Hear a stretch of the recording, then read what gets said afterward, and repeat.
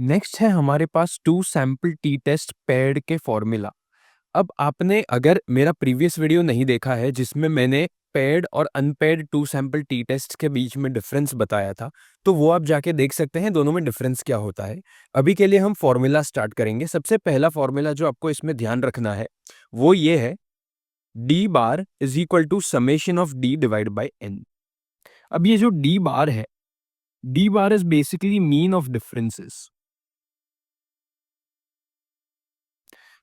अगर आपको पता है एक्स बार का मतलब क्या होता है, वो होता है मीन ऑफ वेरिएबल।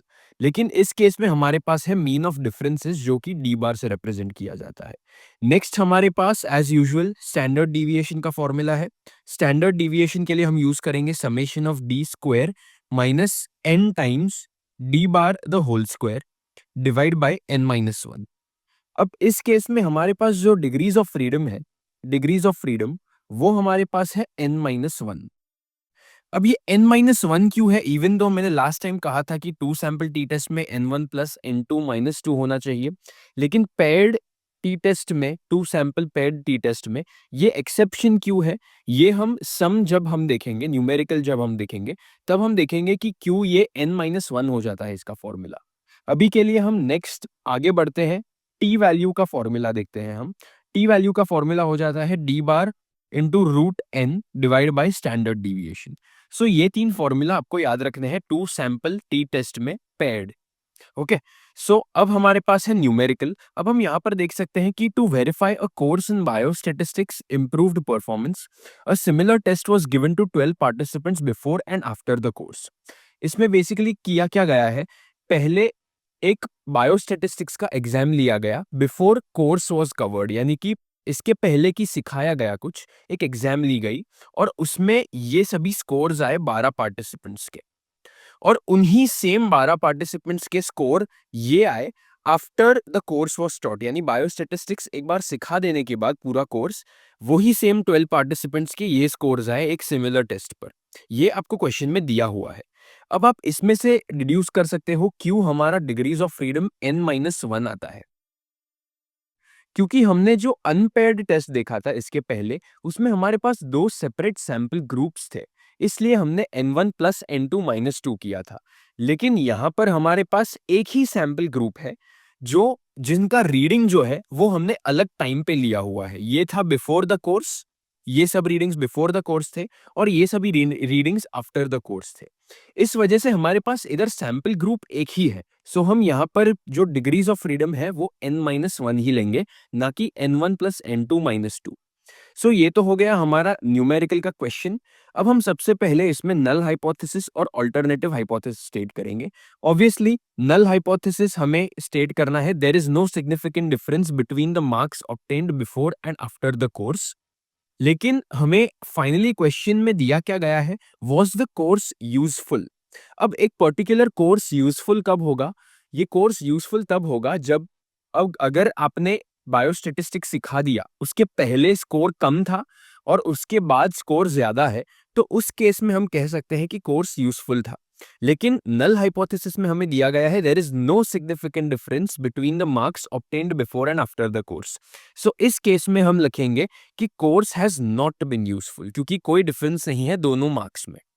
लेकिन ऑल्टरनेटिव हाइपोथेसिस हमारा उल्टा हो जाएगा, यहां पर आएगा there is a significant difference between the marks obtained before and after the course, that is the course has been useful. ये हो जाएगा हमारा ऑल्टरनेटिव हाइपोथेसिस। अब हम क्या करेंगे, अब हम स्टार्ट करेंगे ये पूरे न्यूमेरिकल को सॉल्व करना। इसके लिए सबसे पहले आपको ये पूरा टेबल बनाना है।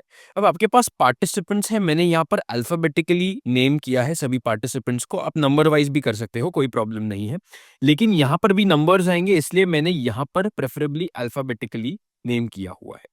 अब आप क्या करोगे, आप सभी जो स्कोर्स है उनको नोट डाउन करोगे यहाँ पर, यानी कि बिफोर द टेस्ट जो भी सभी स्कोर्स थे, यानी कि जो ये वाले स्कोर्स हैं, ये वाले, ये सभी आप पहले नोट डाउन करोगे इस पूरी कॉलम में। नेक्स्ट जो है वो सेकंड कॉलम है, इसमें आप स्कोर्स आफ्टर द कोर्स को नोट डाउन करोगे, यानी कि ये सभी स्कोर्स को आप नोट डाउन कर दोगे।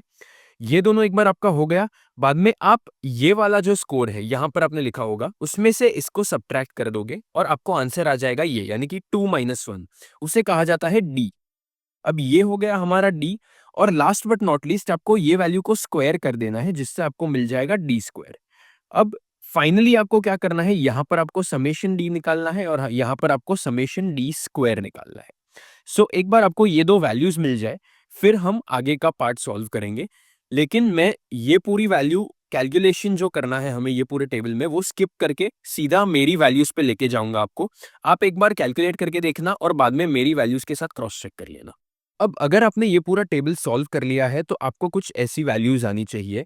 ये सभी वैल्यूज को आप जरूर एक बार क्रॉस चेक करके देख लेना। यह है समेशन डी और यह है समेशन डी स्क्वायर, जो कि है 60 और 578 रिस्पेक्टिवली। अब हम फाइंड करेंगे डी बार क्या होगा। डी बार हमारा हो जाएगा summation of D divide by N. यहाँ पर समेशन ऑफ डी हमें 60 आ गया है, सो हम यहाँ पर 60 लिख देंगे, डिवाइड बाय हमारे पास नंबर ऑफ ऑब्जर्वेशंस कितने हैं, हमारे पास 12 पार्टिसिपेंट्स है, so number of observations will be 12 और डी बार हमारा हो जाएगा 5। सो ये हुआ डी बार। अब हम यही वैल्यू को सब्स्टिट्यूट कर सकते हैं स्टैंडर्ड डिविएशन के फॉर्मूला में और साथ ही साथ टी वैल्यू के फॉर्मूला में। स्टैंडर्ड डिविएशन का फॉर्मूला है ये, जिसमें हम सभी वैल्यूज को सब्स्टिट्यूट करेंगे। समेशन ऑफ डी स्क्वायर है 578 माइनस 12 सैंपल्स है या ऑब्जर्वेशंस है हमारे पास यहाँ पर, और ये है 5 द होल स्क्वायर, क्योंकि हमें यहाँ पर वैल्यू 5 आ गई, डिवाइड बाई 12 माइनस 1, क्योंकि 12 है हमारे पास अगेन नंबर ऑफ ऑब्जर्वेशंस। ये हो जाएगा हमारा 278 डिवाइड बाई 11 का स्क्वायर रूट, जो कि हमें फाइनल आंसर देगा 5.03। ये हो गया हमारा स्टैंडर्ड डिविएशन। अब यही वैल्यू को हम पुट कर सकते हैं यहाँ पर। यहाँ पर डी बार की वैल्यू हमारे पास पहले से है, जो कि है 5 डिवाइड बाय स्टैंडर्ड डिविएशन जो है वो है 5.03, ये भी पहले से पता है, और ये हो जाएगा स्क्वायर रूट ऑफ 12, क्योंकि स्क्वायर रूट ऑफ n है। अब अगर हम ये करने जाए तो हमें आएगा 5 into 3.464 divide by 5.03, which will give us 3.443।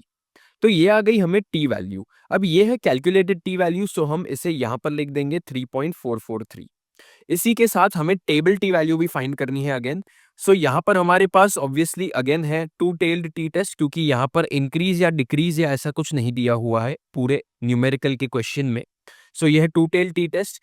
Again हमें सिग्निफिकेंस लेवल भी नहीं दिया हुआ, सो हम 5% कंसिडर करके चलेंगे, और हमारे पास डिग्रीज ऑफ फ्रीडम यहाँ पर है 12 माइनस 1 विच इज 11। सो हम यहाँ पर क्या करेंगे, अब हम जाकर करेंगे ये वैल्यू को फाइंड। ये है 11 right here, right, degrees of freedom हमारे पास है टू टेल्ड टेस्ट और 5% सिग्निफिकेंस लेवल। अगर हम इसकी वैल्यू देखने जाए तो हमें वैल्यू आ जाती है 2.201। अब ये 2.201 हमारे पास है टेबल टी वैल्यू। अगर हम इसे यहाँ पर लिखे 2.201 और इन दोनों को कंपेयर करें, तो हमें पता है कि कैलकुलेटेड टी वैल्यू इस केस में टेबल टी वैल्यू से ज्यादा है, और इस केस में हम नल हाइपोथेसिस को रिजेक्ट कर देते हैं। सो इस केस में हमारा फाइनल कंक्लूजन होगा, since calculated T value is greater than table T value, we reject null hypothesis stating that there is a significant difference in the marks obtained before and after the course. Hence, the course has been useful, क्योंकि वहां पर हमें marks में difference देखने मिला पहले और बाद में, कोर्स के पहले और कोर्स के बाद में हमें मार्क्स में सिग्निफिकेंट डिफरेंस मिला, जिसका मतलब कोर्स यूजफुल रहा है। सो ये है हमारा next example two sample T test का, जो था paired two sample T test. Thank you for watching.